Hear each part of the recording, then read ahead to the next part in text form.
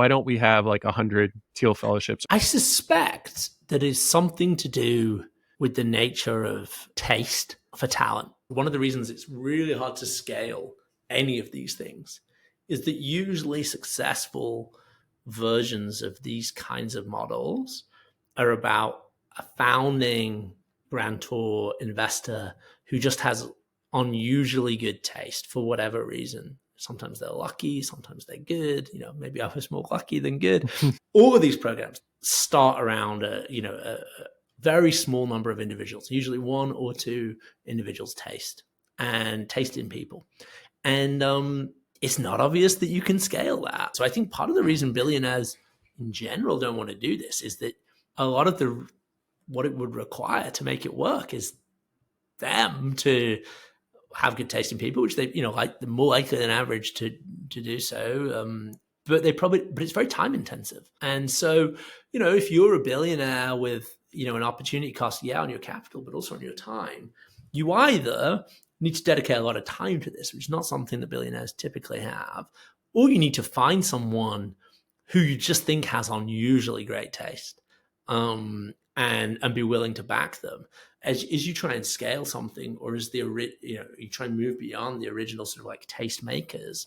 The risk is that you end up focusing on talent with more and more legible characteristics of excellence, which is fine, to be clear, like that's a socially valuable thing, but it's much less likely to identify and fund outliers. If I had to outsource my job to a bunch of smart, very smart people, very effective people who'd never done it before, I imagine, and I wasn't allowed to like provide any apprenticeship. I just had to try and like somehow communicate my objective function.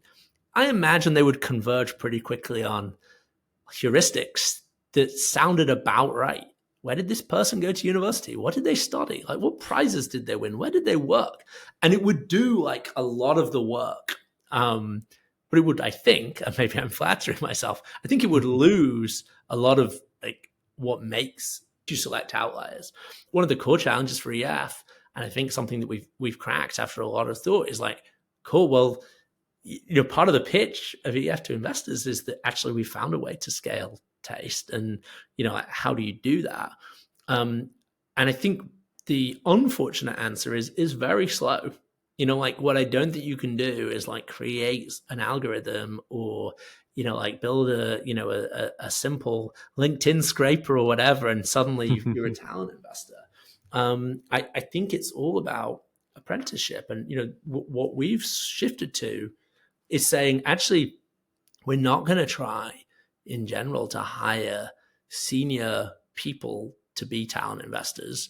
We're going to hire junior people and just invest a lot of time in apprenticeship. And often those people, I think, end up having much better taste than I do, or, minimum like just spikes in particular areas where they consistently find people I would never find. And although I don't think that they can, what I think none of us have been able to do is like extract that into like a format that you can hand over as a textbook. You can imagine if you're a billionaire looking for a high impact way to spend a lot of money, it's kind of fraught with fragility unless you have like someone willing to build a whole system. And, I guess that's what we have done at EF. And I guess in some ways we are funded by billionaires. So maybe there's more of that happening than maybe it appears.